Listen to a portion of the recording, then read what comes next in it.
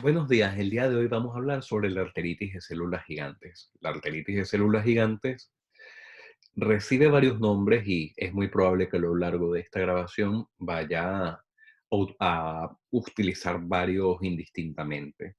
Pero realmente la arteritis de células gigantes muchas veces en la histología no vemos a tales células. Si le llamamos arteritis de la temporal, realmente no es una enfermedad exclusiva de la arteria temporal y también le podríamos conocer como la arteritis de Horton, aunque ya estaba previamente descrito por otras personas.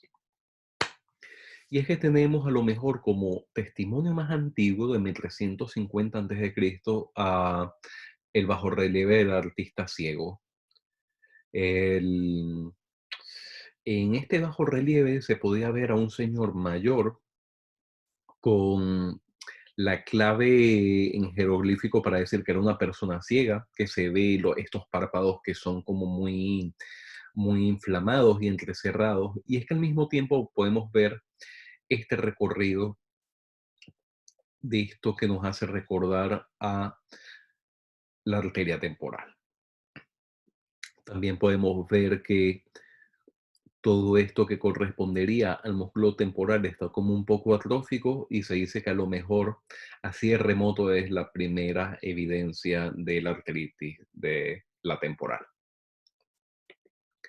También tenemos en esta pintura de Van Eyck de la Virgen del Canónigo Van der Pell. Este es el Canónigo Van der Pell y se ve claramente que tiene est- estos elementos vasculares turgentes a lo largo de la sien. ¿Qué es lo que ocurre? Que haciendo un poquillo de investigación sobre este canónigo Van der Pell, resulta que era un señor que tenía un alto cargo en una iglesia y que le tuvieron que disculpar porque en las mañanas tenía unos dolores sumamente importantes en su cuerpo y que cada vez se iba volviendo más invalidante. Ya no era como al principio en la mañana, sino poco a poco cada vez más a lo largo del día. Y realmente esta pintura que le encargaron a Van Eyck era un poco el testimonio de que el canónigo estaba enfermo. Al poco tiempo de hacer esta pintura, el canónigo murió.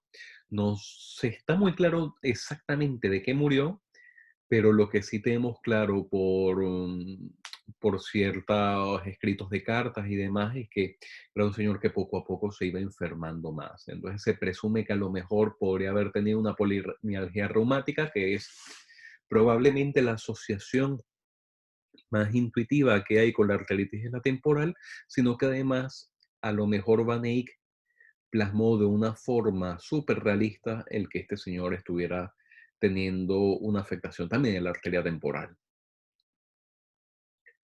Luego llegamos a Hutchinson en 1890. Hutchinson, el mismo de los dientes de Hutchinson y de las pupilas de Hutchinson, eh, Hutchinson fue un médico que dominaba muchas disciplinas. Era neurólogo, pero al mismo tiempo era dermatólogo, pero al mismo tiempo era muy buen internista y probablemente la primera descripción pormenorizada de la arteritis de la temporal se le deba realmente a Hodgkinson.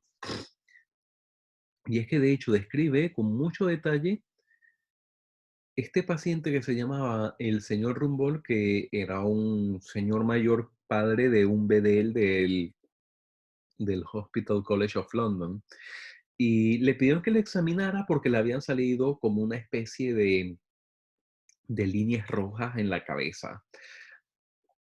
Le dolían bastante y de hecho le llegaban hasta impedir ponerse el sombrero.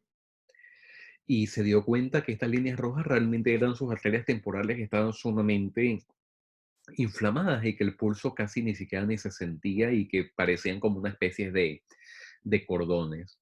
Y esto él le llamó como la arteritis trombótica del anciano, o sea que ya de por sí estamos hablando de una enfermedad que puede llegar a ser muy dolorosa, que como rasgo distintivo hace que las arterias temporales adquieran un aspecto bastante llamativo y que aparte son muy sensibles al roce. Esto de hecho podríamos llamarlo como un signo del sombrero, el que te pones un sombrero y automáticamente te duele, aunque también está conocido el signo de la almohada, donde tú te vas a tumbar y resulta que no puedes soportar la almohada porque te duele con el roce con la arteria occipital. O sea que también puede ser algo no solamente confinado a la temporal, sino que puede tomar otras arterias craneales. Y ya por fin llegamos a Bayer Horton, que este señor en la década de los 30 describe a esta mujer de 50 años con pérdida de peso, fiebre, sudoración nocturna y una hipersensibilidad cutánea en la sien. Toda esta vez que tiene una anemia crónica y se da cuenta que esta chica tiene mala pinta, tiene una pinta de una persona no séptica, pero sí con, como lo define él, con una leve sepsis a lo mejor, y define también que tiene todo este síndrome tóxico que incluso le llega a principio a hacer pensar de que algún tumor hay por algún lado. Él en sus notas dice que esta persona debe seguramente tener algún tumor escondido. Y no repara en darse cuenta que esta persona como característica fundamental tiene esta arteria que está bastante turgente. Hasta que un día, un 11 de abril de 1932, entró a la habitación y con el canto de la luz a través de la ventana, vio claramente que lo llamativo estaba en que la arteria temporal izquierda estaba roja, ingurgitada y con la sensación de que hubieran nódulos en su recorrido. Y Bayard Horton se emocionó y le dijo al artista del hospital que la dibujara. Y este dibujo tan detallado es probablemente el primer testimonio clínico de una arteritis de la temporal en un paciente con fines médicos como tal. Aquí vemos el tronco de la arteria temporal, vemos la rama frontal y vemos la rama temporal. La dibujó, de hecho, bastante a la perfección. Esto es lo que se intuye en el Doppler cuando lo estás realizando. Y Bayer Horton, no sé si será por intuición o porque lo relacionó en ese momento en un golpe de genialidad, persuadió esa misma tarde al cirujano a operarle y que vio pues que la arteria temporal estaba trombosada. Aquí vemos también otra cosa curiosa de este primer caso de Horton, y es que él desde ya había pedido la velocidad de sedimentación globular y resulta que estaba bastante aumentada, había cifras 67, de 70, por encima de 50 estaba.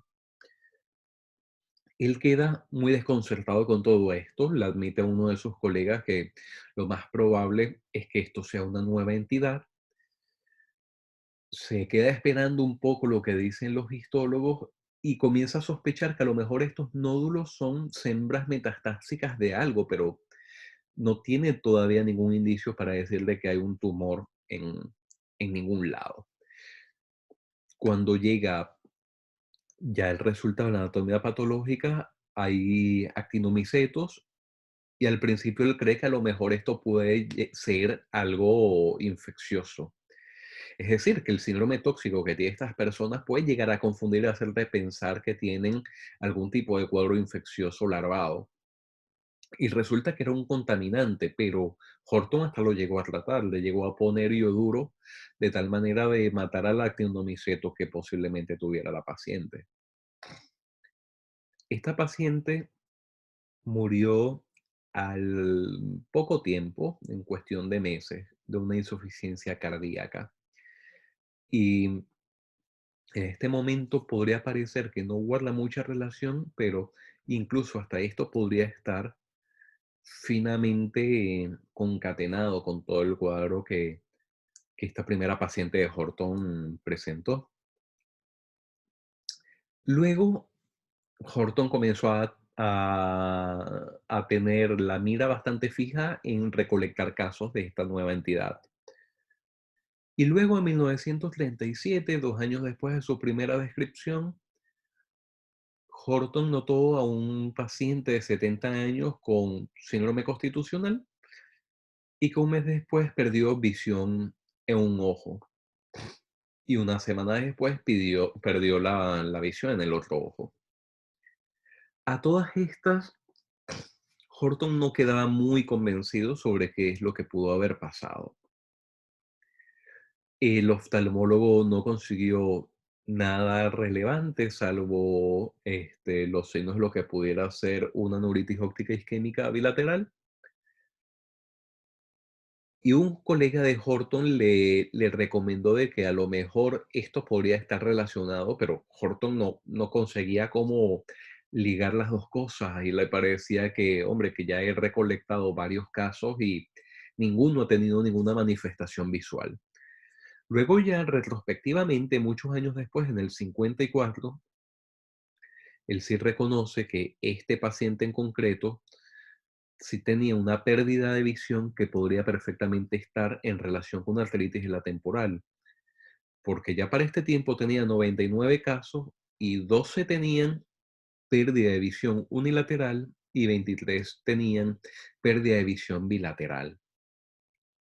Y de esta manera, él nos llega a contar que la complicación más seria que llega a conseguir sobre esta enfermedad es la pérdida súbita de la visión. Entonces, al final no se le terminó atribuyendo a Horton este hallazgo, se le terminó atribuyendo a otro médico, pero que al muy poco tiempo tuvo un caso de arteritis de la temporal con pérdida de visión y que no titubeó en publicarlo y relacionarlo automáticamente. Lo que sí es algo que sí podemos atribuir a Horton también es el hecho de que no solamente las arterias temporales estaban trombosadas, sino también incluso las arterias faciales se podían trombosar. Y rápidamente Horton lo relacionó con esto que contaban los pacientes, conocido como claudicación mandibular, un dolor intermitente al momento de comer que hace que las personas tengan que desistir del movimiento. De hecho, gente que evita el hecho de comer por esta molestia que pueden tener en las mandíbulas e incluso hasta en la lengua. Aquí tenemos, por ejemplo, una arteria facial que está arterítica con esta hiperplasia intimal y con este trombo. Ya como anécdota y como dato curioso, Horton, seducido por esta entidad, incluso se metió en lo experimental. Extrajo pedazos de arterias temporales de pacientes afectados, los volvió una suspensión, los volvió una especie de extracto y se lo inyectó a voluntarios sanos para replicar de alguna forma esta clínica de la arteritis de células gigantes. Todas estas sin mucho éxito con esto. Eran tiempos en los cuales no estaba tan protocolizado todo esto de la investigación y una investigación colaba fácilmente. De esta manera, habiendo hecho este repaso histórico, podemos sacar varias cosas. Primero, que los pacientes eran gente mayor de 50 años. Segundo, que estamos hablando de una cefalea de inicio reciente, con un fenotipo particular, una hipersensibilidad cutánea, dolor en la sien. Vemos también que hay una arteria temporal anormal, en la cual conseguimos que hay un bajo pulso, que es doloroso la palpación y que no lo podemos relacionar con aterosclerosis. A todas estas, una elevación de la velocidad de sedimentación globular de más de 50 y una biopsia normal. Se dice que con más de 3 de esto ya podemos hablar de una arteritis de células gigantes. Ahora bien, este paper de Wilkinson realmente es de gran ayuda. Tiene una ayuda bastante importante porque Wilkinson lo que hizo fue hacer autopsias de pacientes que murieron con una arteritis de células gigantes y ver el grado de afectación vaso por vaso.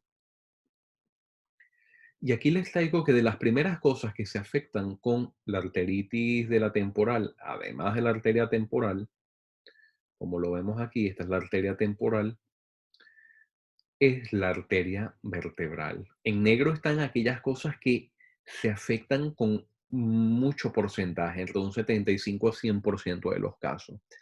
Entonces tenemos que la arteria temporal se afecta predominantemente y la arteria vertebral también. Y no cualquier parte de la arteria vertebral, vemos que es el segmento V2 hasta el momento en el cual entra en la dura madre. La dura madre ya es prácticamente como que el límite de que esto ocurra. Tenemos entonces que V2 la arteria se vuelve arterítica con la hiperplasia intimal. Tenemos que incluso puede llegar a formar coágulos dentro de su lumen. Y ya una vez que pasas la dura madre, ya la arteria es completamente normal. Aquí vemos entonces algo bastante curioso y al parecer estamos hablando de arterias que están fuera de la dura madre. Todo el segmento que está previo a la dura madre puede ser potencialmente afectado por esta arteritis, pero es una cosa que es un límite clarísimo. Una vez que ocurre que la arteria se cuela por la dura madre, ya allí está protegida. Y es que ocurre algo curioso con las arterias y la dura madre, y es que en el momento de que una arteria se mete en el cráneo y pasa la dura madre, el contenido de fibras elásticas comienza a decrecer. Y esto es un indicio bastante importante. Vemos algo también parecido en el ojo. Tenemos que muchos pacientes tienen una afectación de la arteria oftálmica, 75 a 100% de los casos. Tenemos también que las arterias ciliares se ven afectados con bastante predominancia, pero luego tenemos que arterias como la arteria central de la retina, a medida de que se van metiendo dentro de la vaina del nervio óptico, van perdiendo esta sensibilidad. De hecho, cuando la arteria central de la retina se mete en el ojo, está totalmente protegido. Lo protege la cubierta del nervio óptico. De esta manera tenemos aquí esta arteria oftálmica que está bastante afectada, pero tenemos también como, a pesar de la afectación de estas ciliares que están acá, tenemos una arteria central de la retina envuelta en la vaina del nervio óptico que se encuentra perfectamente bien. Volvemos a tener entonces un poco lo mismo, una afectación que da predominantemente a arterias que no se metan en la dura madre, arterias que por definición tienen bastantes fibras elásticas. Tenemos también que ya como cosas que no ocurren de una forma tan frecuente, pero que sí que ocurren, es la afectación de la arteria carótida externa. De hecho, es lo que termina dando los síntomas de claudicación mandibular que no están en el 100% de los casos. Y tenemos también que parte del recorrido intracraneal de la arteria carótida interna. Para ser más específicos, el recorrido cavernoso y el recorrido petroso. Ese segmento intracraneal es bastante vulnerable a la acción de la arteritis de células gigantes.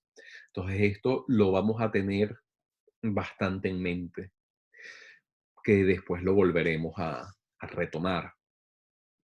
Pero ya de por sí podemos sacarle aquí que si ya sabemos que la arteritis de células gigantes es una vasculitis y es un fenómeno inmunomediado y está metido dentro de las alteraciones inmunológicas, es de suponer que esto se trate de una enfermedad autoinmune contra las fibras elásticas. Y es que tenemos lo siguiente, en un vaso normal están en la adventicia las células dendríticas que están inactivas. Son células que, como bien recordamos, son presentadoras de antígenos y que normalmente se quedan quiescientes sin molestar a nadie allí. Pero ¿qué ocurre? Cuando hay ciertos estímulos como la Burgella pseudomallei o como por ejemplo el zóster también se ha identificado o el micoplasma, hay moléculas de daño tisular y estas moléculas de daño tisular podrían potencialmente activar a estas células dendríticas. Estas células dendríticas con su toll-like receptor comienzan a producir una serie de citoquinas. Y este cóctel de citoquinas va a predisponer a que su interacción como célula presentadora de antígenos al momento de presentar la fibra elástica a una célula T se vaya a potenciar una activación de la célula T. Y no solamente una activación, sino también una polarización. Y esta polarización se da bastante de la mano de una molécula que se produce por la célula dendrítica que se llama la interleuquina 6, que es muy importante en todo esto. Y esta polarización va a generar clonas de dos tipos, clonas TH1 y clonas TH17, siendo las TH17 ya de por sí bastante terroríficas. Son células que en su fenotipo te fabrica esta interleuquina 17 que es muy neurotóxica y que es bastante devastadora. O sea que estamos hablando de una enfermedad bastante agresiva si te sintetiza la interleuquina 17. Todas estas vamos a tener estas dos clonas como las clonas TH17 produciendo interleuquina 17 y tenemos también entonces a las clonas TH1 produciendo el interferón gamma. A todas estas, esta, esta polarización va a continuar y va a reclutar a otro participante que es el macrófago. Y el problema con este macrófago es que va a sintetizar más interleuquina 6 que va a potenciar todo esto más todavía. Y el problema del macrófago también es que va a sintetizar metaloproteasas que van a terminar de romper a la célula, a las fibras elásticas. Va a producir también factores neoangiogénicos que van a potenciar más todavía que lleguen mediadores de inflamación por nuevos vasillos que se van formando en la vasa vasorum. Y al mismo tiempo se va a producir factores derivados de plaquetas que van a hacer que las fibras musculares de la íntima se vayan a proliferar a todas estas, formando todo un cóctel inflamatorio estructural para que esto se pueda ir reduciendo su lumen de una forma progresiva hasta que se llegue a trombosar. Y esto es un poco la fisiopatología de lo que está ocurriendo. Vemos que hay mucho cóctel inflamatorio y vemos también que hay un gran papel de la interleuquina 6. Vamos ahora con las manifestaciones oftálmicas de las arteritis de células gigantes, recordando este axioma muy importante. No necesitas confirmar con biopsia una arteritis de células gigantes. Basta con que la sospeches para que la comiences a tratar. Es importante tratar esto cuanto antes. De hecho, tienes 2 semanas de que has comenzado el tratamiento para que la biopsia no se vaya a artefactar, que es lo que te podría preocupar. Ahora bien, la manifestación más frecuente de la arteritis de células gigantes a nivel del ojo es la neuritis óptica isquémica anterior, lo que se llama la neuritis óptica isquémica anterior arterítica, y ocurre por la afectación de estas células, de estas ramas arteriales que están acá, ciliares cortas y ciliares largas que se van a afectar y que te dan una afectación de la papila que la pone pálida y la pone al mismo tiempo edematosa y que tiene una afectación que es netamente sectorial, por lo cual vamos a tener defectos altitudinales como lo clásico de esta presentación. Y que poco a poco vemos que se va afectando el otro ojo, que se va poniendo cada vez más pálido, se va poniendo cada vez más edematoso, y al tiempo vemos que son papilas absolutamente pálidas, atróficas y de muy mal aspecto. viendo que esto que comienza como una afectación de un ojo termina irremediablemente en la afectación de ambos ojos. Esto sin tratamiento termina dejando ciego el 30% de personas. Aquí vemos entonces que es muy importante tratar la enfermedad antes de que esto ocurra. ¿Cómo sabemos que esta neuritis óptica isquémica es arterítica? Pues es difícil de saberlo muchas veces. A veces simplemente nos basamos en la presentación clínica de lo sistémico, de que no haya pérdida de peso, de que no haya una fiebre inexplicable o de que no haya signos obvios de una afectación de la sien dolorosa. Pero muchas veces esto no da la cara. El 20% de los casos no hay estos síntomas acompañantes y no sabes muy bien si es una noia arterítica o una noia no arterítica. Todas estas es recomendable pedir en una persona mayor con pocos factores de riesgo cardiovascular, una USG y una PCR, no vaya a ser de que sea algo arterítico. Y otra cosa confusora que puede ocurrir es que a pesar de que las noias no hacen dolor, en este caso a veces pueden hacer un dolor retrocular que no aumenta con el movimiento de los ojos en principio, es un dolor más bien vago, es un dolor más bien como de inflamación detrás del ojo. Todas estas, dicen los oftalmólogos, que lo que es muy clave en esto es el aspecto del fondo de ojo. El que esté muy edematoso y sobre todo muy pálido es algo que te hace sospechar de que la etiología puede ser arterítico. O sea que tenemos algunas cosas que no pueden ayudar, pero muchas veces esto no es tan claro. Tenemos también la afectación de la arteria central de la retina.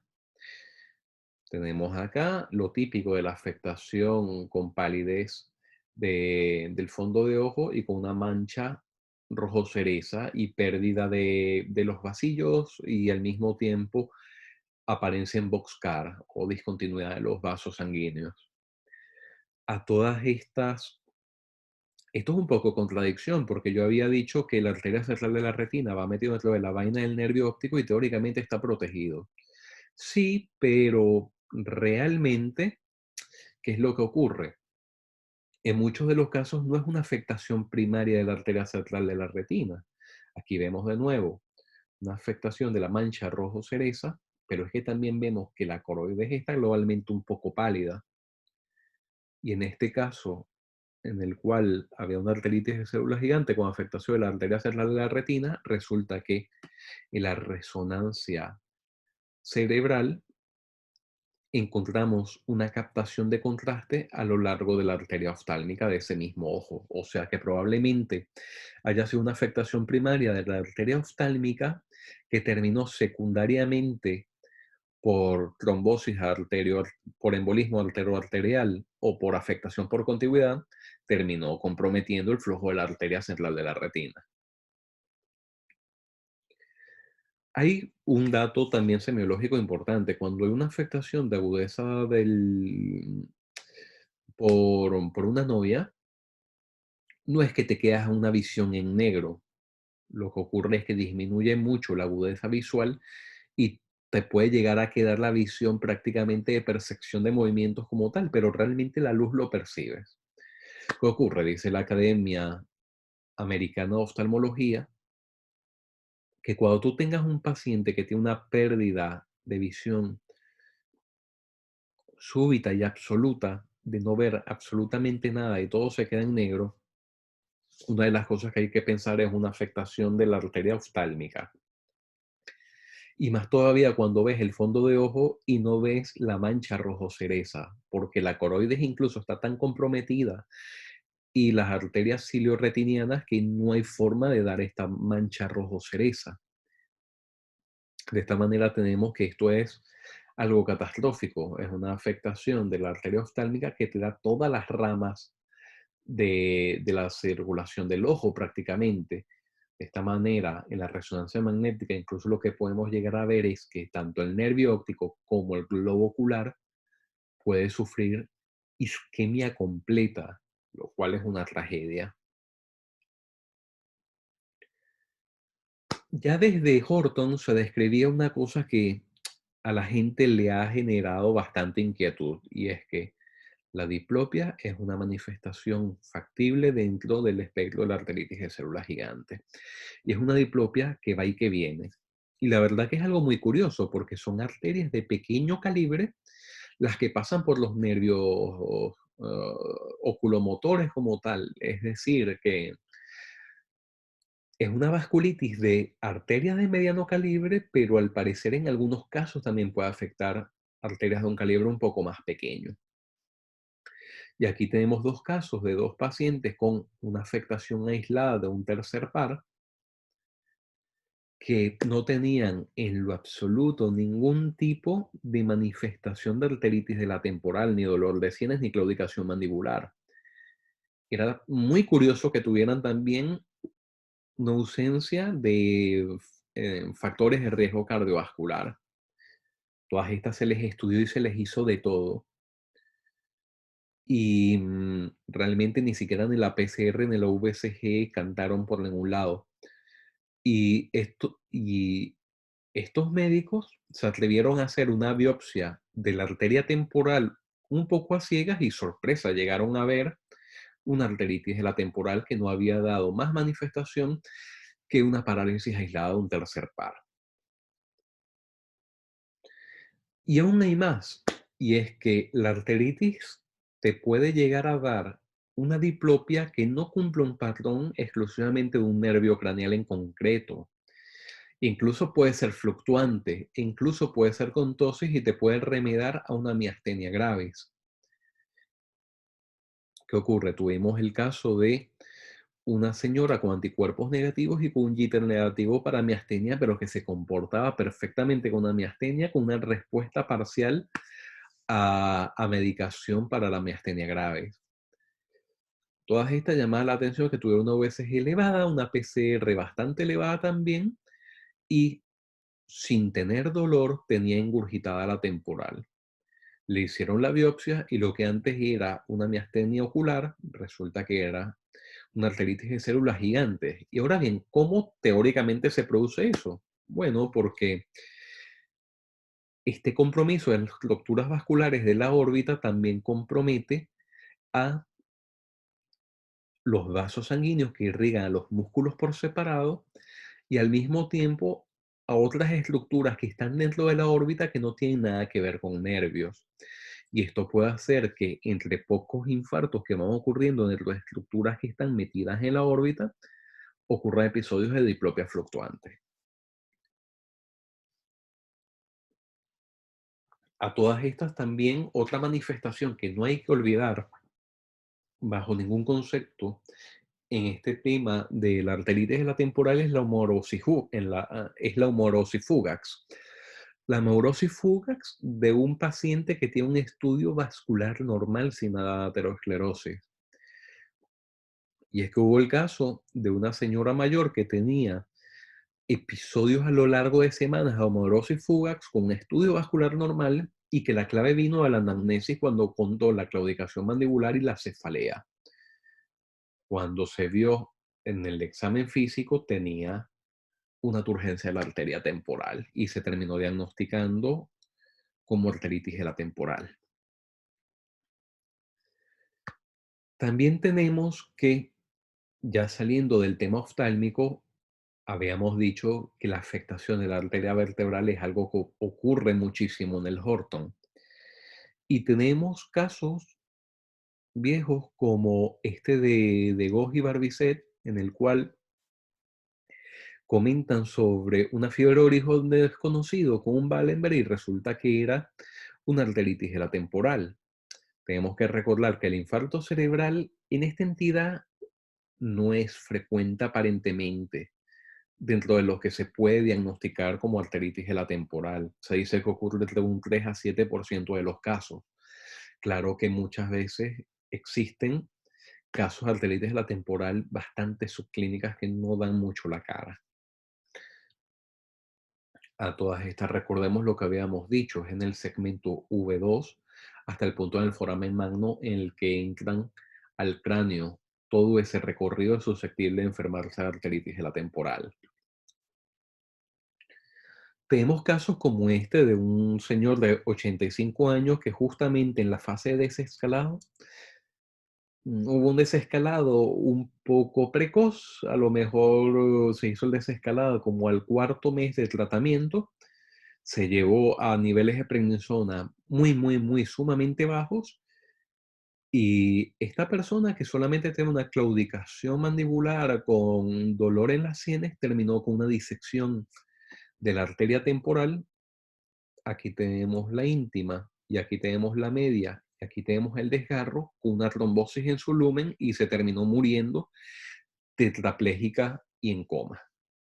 O sea que esto es una enfermedad que hasta puede potencialmente llegar a matar personas y que el tema de la medicación es preferible hacerlo de una forma bastante prudente. Tenemos también este caso que se presentó en el Mass General en el año 2003, que era un señor de 72 años, que comenzó su recorrido solamente con una hipoestesia en el labio y con una sensación de vértigos. A todas estas, el pobre hombre fue haciendo de una forma aditiva clínica de fosa posterior. Primero una diplopia, luego la diplopia se complicó un poco más, luego en otro día una ataxia franca, hasta que otro día hizo un infarto terrorífico de la arteria basilar y de la vertebral. Entonces, este paciente no contó nunca cefalea ni claudicación mandibular. Lo único que contó fue en algún momento una visión borrosa en uno de los ojos. Pero este señor que hizo episodios repetidos de ictus en fosa posterior, al final se terminó haciendo una arteriografía.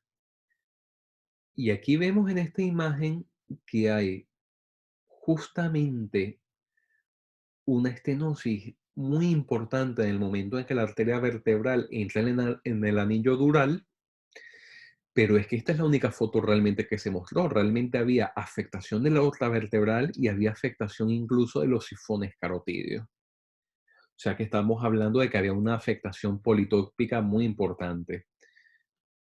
Que una VSG de 59, que ya más de 50 hemos dicho que es alto, y una PCR de 30. Pobre señor murió y en la necropsia se vio que la arteria vertebral estaba severamente afectada por un proceso arterítico y que estos infartos en distintos tiempos evolutivos que se veían en la resonancia, en la necropsia, se vieron también. A todas estas había también algún infarto supratentorial también. Todas estas, en estos casos que siempre son apasionantes del más general, se habló que probablemente pudiera ser un proceso de síndrome antifosfolípidos, porque se vio un anticoagulante lúpico positivo de una forma débil. Se habló también de una granulomatosis de Wegener, porque el pobre hombre también tuvo una rinorrea con una afectación tipo sinusitis en los días previos. Se habló también de que hubiera una neoculta, recordando que las neocultas pueden hacer relación con una vasculitis. Y al final se terminó diagnosticando en la biopsia de arteria temporal una arteritis de células gigantes. Y sobre todo la clave vino de la afectación en la arteriografía en los lugares clásicos de la afectación de la arteritis de células gigantes. Entonces, en este paper que es bastante reciente, de enero del 2020, este equipo belga nos da una recomendación de cuándo sospechar que nuestro ictus vertebrovascular puede tener una relación con arteritis de células gigantes. Y ellos consiguieron, haciendo análisis retrospectivo de la literatura de una forma sistemática y de sus propios casos, que el tener una VSG, una PCR alta, el tener anemia, el tener estenosis politópicas de el territorio vertebrovascular y el tener una edad bastante avanzada,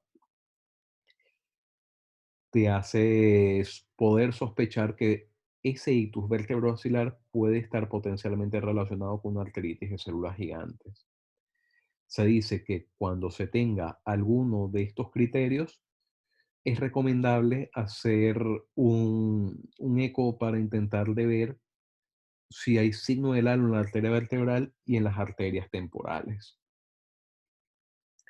Y es que realmente el Doppler en esto es una técnica rentable y bastante sencilla para tú poder hacer un diagnóstico bastante certero que ni siquiera ni tengas que llegar a la biopsia. Aquí en este paper del equipo de Albacete con Oscar Ayo y Tomás Segura, vemos que hay signos que son bastante claros. Aquí vemos una estenosis concéntrica de la arteria vertebral. Vemos que esta es una de las paredes y esta es la otra pared. Y encontramos que el flujo pasa nada más por todo el medio con hipocogenicidad concéntrica, que es la hiperplasia intimal y todo el proceso inflamatorio que ocurre. Y vemos que además es algo que nos puede servir para monitorizar la respuesta al tratamiento. Al ponerle corticoides, miren cómo mejora el flujo. Todo esto, un flujo que antes estaba muy turbulento, luego hasta incluso a pesar de estar acelerado, eso mejora. Vemos también que la insonación de las arterias temporales nos puede hacer ver este signo del halo que también es reversible con el tratamiento. Signo del halo en el tronco de la temporal, que también es reversible con el tratamiento. Y este es el signo del halo en las ramas más distales que serán o temporal o frontal.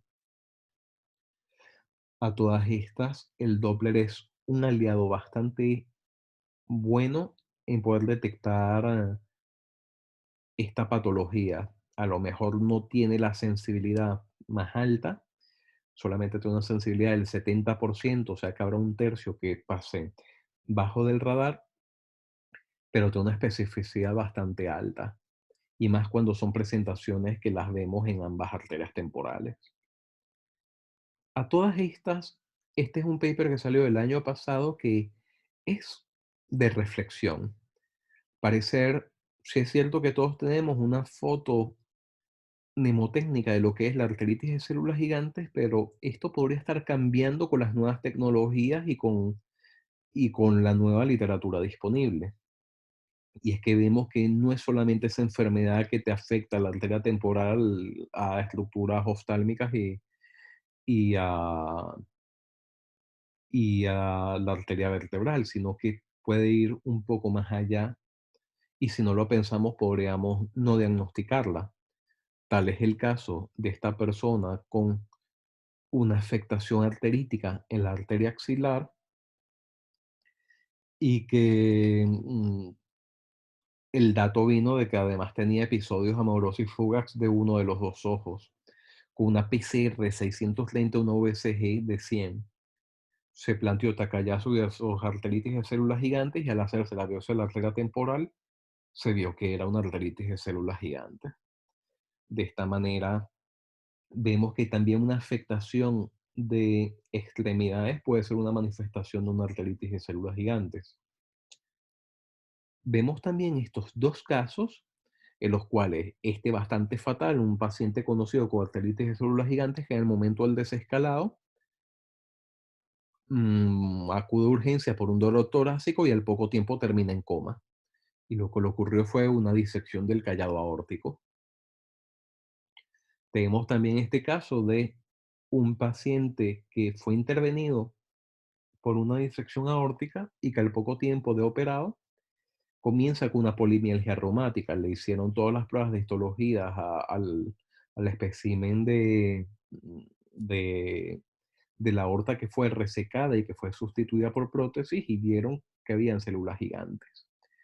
Entonces vemos que la aortitis y la disección aórtica son manifestaciones muy raras, pero que pueden ocurrir en este contexto. Aquí vemos también el caso de un Wallenberg en el cual se vio en la resonancia el infarto donde le toca, se vio también una captación de la arteria basilar, lo cual es raro porque normalmente la basilar no se suele afectar por el proceso inflamatorio, pero en este caso sí. y que cuando le hicieron el eco, se dieron cuenta en el estudio etiológico que tenía un aumento del grosor de la aorta. Le hicieron un PET y tenía una captación importante de la aorta. Entonces, de eso modo, diagnosticaron este Wallenberg, que además tenía una afectación de la aorta. Y luego con el síndrome constitucional y marcadores biológicos llegaron a relacionarlo con arteritis de células gigantes. A todas estas, la arteritis en la aorta podría ser algo más frecuente de lo que parece. Y es que en una corte de 22 pacientes se estudió la presencia o no de aumento del grosor de la aorta con un TAC. Y se clasificó a la mitad, que eran 11 con pacientes con el grosor aumentado y a otros 11 con pacientes que no tenían el grosor aumentado. Se compararon ambos grupos y se vio que habían más casos de eventos vasculares en pacientes que tuvieran manifestaciones radiológicas de aortitis, sobre todo ictus, valga acotar. Se vio también que la supervivencia era más baja en estos pacientes con aortitis demostrada en el TAC y que eran más rebeldes a tratamiento. Otra de las cosas que se pueden afectar, que habíamos dicho en la diapositiva de Wilkinson, eran las arterias carótidas. Y aquí les traigo un caso de un paciente que tenía una afectación tanto del segmento cavernoso como del segmento clinoideo de forma bilateral, con infartos en ambos lados del cerebro de territorio anterior. A todas estas era un paciente que tenía muchos reactantes de fase aguda, USG de 100 y PCR de 100. Se le hizo biopsia, pero en la biopsia no se encontró ningún tipo de indicio de arteritis de células gigantes. Se le puso tratamiento con corticoides y no hubo ningún tipo de mejoría. Al final todo esto se cerró, tanto este lado como este se terminaron ocluyendo y tuvieron que hacerle cirugía de bypass para tratar esto. Pero aquí vemos que tanto por la localización como por los reactantes de fase aguda, a pesar de la biopsia negativa, se planteó que muy probablemente esto sea una arteritis de células gigantes. Tenemos también este otro caso que sí se diagnosticó. Un paciente con infartos multiterritoriales, tanto de territorio anterior como de territorio posterior, que luego tenía VSG y PCR elevadas, decidieron buscar un signo de halo que consiguieron y vieron en la arteriografía que había una afectación de la carótida intracraneal en ambos lados y de ambas vertebrales también, de forma significativa. A todas estas le hicieron la biopsia de la arteria temporal y fue positiva. Y aquí vemos entonces una afectación de los cuatro vasos en relación con arteritis de células gigantes y con todos los signos positivos, tanto el signo del halo como con una biopsia positiva. Aquí vemos otro caso donde le pusieron contraste a la resonancia magnética y se vio una captación mural tanto en las arterias vertebrales como en la arteria carótida en el recorrido intracraneal. Y se constató que era un caso de una arteritis de células gigantes por biopsia. Aquí vemos algo rarísimo, pero que es del libro, es patognomónico prácticamente. Aquí vemos una necrosis del cuero cabelludo como una complicación devastadora de una arteritis de células gigantes, recordando que esta afectación extracraneal puede ser tan siniestra que te puede llegar a hacer cosas así. Y para terminar con cosas poco usuales, pero que pueden ocurrir, aquí les traigo un caso de una arteritis de células gigantes que estaba con signos de insuficiencia cardíaca, como esta primera paciente que tuvo Horton, y que además tenía una fibrilación auricular. Cuando le hicieron el PET, había captación en el miocardio.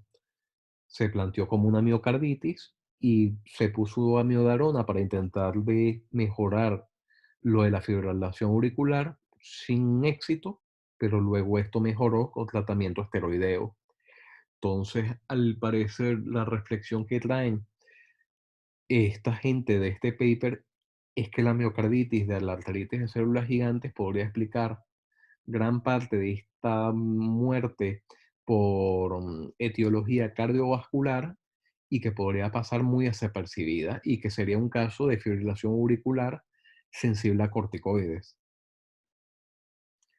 Este paper es muy importante y es el artículo de consenso de la Federación Europea de Cefalea, donde hacen recomendaciones muy asertivas sobre el manejo en todo momento de esta patología. Recomiendan la rentabilidad del Doppler. Un Doppler es una herramienta muy útil. Nos comentan también que se están haciendo esfuerzos por conseguir técnicas un poco más específicas y sensibles, como el PET craneal para ver la captación de la arteria temporal y que también el estudio de PET nos podría mostrar cosas como afectación de la aorta. La aorta no debería verse en este estudio y la afectación también de arteria subclavia axilar y braquial, o aquí una arteria vertebral. Son herramientas que tenemos a la mano y que si persistimos nosotros con la sospecha de una arteritis temporal, a pesar del signo del halo negativo, nos podríamos plantear hacer este tipo de pruebas que tienen una especificidad y una sensibilidad un poco superior a la ecografía, que es un poco más operador dependiente. A todas estas, con respecto al tratamiento, haciendo unas pinceladas muy breves, lo primero es tratar con corticoides y corticoides alta dosis, es decir, em, sería miligramos adaptado al peso y que en casos de clínica intracraneal, como por ejemplo ictus o manifestaciones tipo novia, podría ser megabolos de corticoides durante 3 días. Y esto lo que hace es bloquear el cóctel inflamatorio que genera la polarización de TH1 y TH17. Y la otra cosa que podemos plantearnos es el poner un tocilizumab, que es un antiinterleuquina 6, haciendo hincapié en esto que habíamos dicho de que la interleuquina 6 en esto es bastante importante porque te potencia la cascada inflamatoria. Son cosas que se pueden hacer y que están aprobadas para esta entidad. A todas estas sí, el espectro va cambiando y las cosas se van haciendo cada vez más amplias. Y así tenemos que hay un fenotipo que se llama enfermedad de afectación extracraneal y que lo tenemos que sospechar cuando vemos claudicación de miembros, asimetría de pulsos, asimetría de presiones arteriales, el que haya también soplos en la ocultación de la arteria axilar o de la arteria subclavia o de otras arterias y que haya necrosis distal o gangrena. Son cosas que nos deben hacer pensar en que a lo mejor, por atípico que sea, puede haber una arteritis de célula gigante. El que haya también una polimialgia reumática que responda mal al tratamiento estándar esteroideo. Esto nos debe hacer pensar de que a lo mejor no es una polimialgia reumática al uso, sino que hay un componente de arteritis de células gigantes también. Y la detección de aneurismas o disección de aórtica. De hecho, recomiendan que se intente buscar en pacientes muy afectados por polimialgia reumática y arteritis de la temporal signos de que la aorta puede estar afectada. También recomienda incluso el consenso de la Asociación Europea de Cefalea, el que se busque signos de afectación en extremidades también intentando buscar soplos. Entonces, las cosas van cambiando en esta patología que cada vez se vuelve más amplia y que se va cada vez un poco más por fuera del fenotipo clásico.